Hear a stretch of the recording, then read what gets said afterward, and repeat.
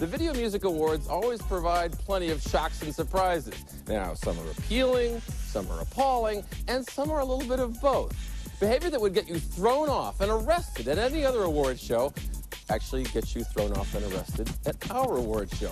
Case in point, the 2000 VMAs and a certain upwardly mobile member of Rage Against the Machine.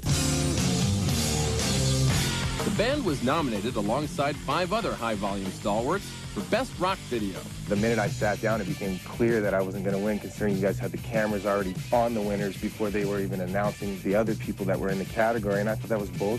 And the winner is... Limp Bizkit. I look up and I see Timmy C jumping rows and climbing up the podium structure. In the control room, you're looking at your wall of cameras going, oh my God, there.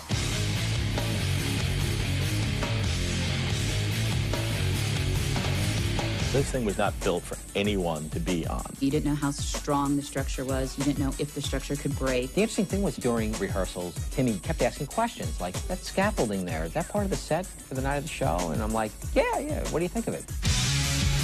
A lot of people didn't even know that it was Tim from Rage Against the Machine. And we got a madman.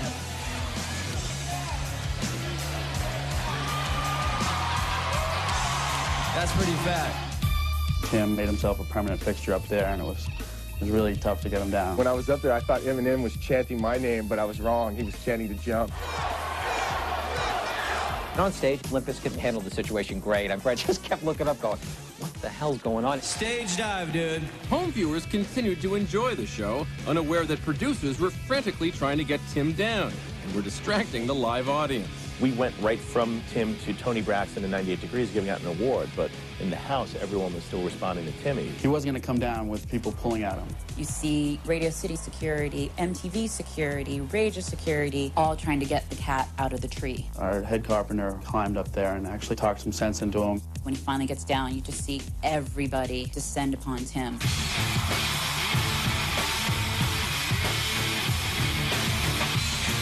Brad and I got up from our seats and we went to do our best to help him, but there was about 17 tons of dude between, Timmy and us.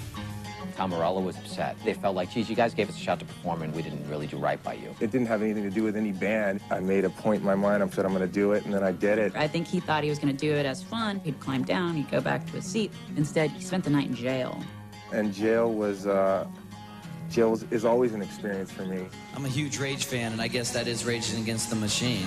MTV security wasn't able to stop Tim C from climbing into thin air, but they did manage to keep hordes of diehard fans from bum rushing the venue.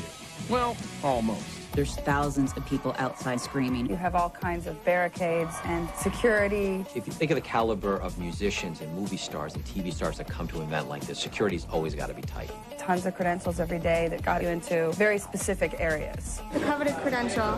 There's just too much media around this thing, so we really tried to lock it down. It's crucial to the show's success. I went in one day, took me about 15 minutes to get into the house for a meeting. I hear Eminem doing his rehearsal. There's a security guard there. And he says, you have to get out. Nobody was allowed to be in there, even the people with credentials to get them into Radio City. So I turn around to leave, and there's a group of about 15 people. I'm like, well, who are they? The kids finally found out there was a way to get inside and see the set. They're on the Radio City Music Hall tour. Rising above the grand staircase, that is a work by Ezra Winter. The tour was their moneymaker when they weren't having shows. So where MTV staffers cannot get in, a tourist for $20 can get in and walk around the venue. $20, tour of Radio City, and you have Britney, and you have Eminem, and you have Blink-182. Any journalist that would have been smart enough to jump on that tour would have had all the exclusives.